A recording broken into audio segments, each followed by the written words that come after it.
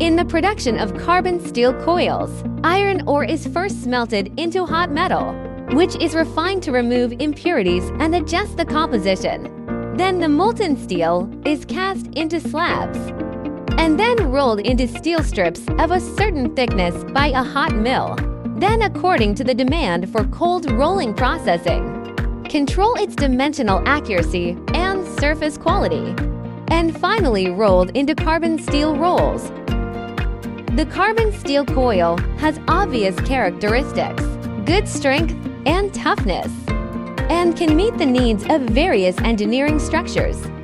Excellent processing performance. Can be welding, stamping, and other operations.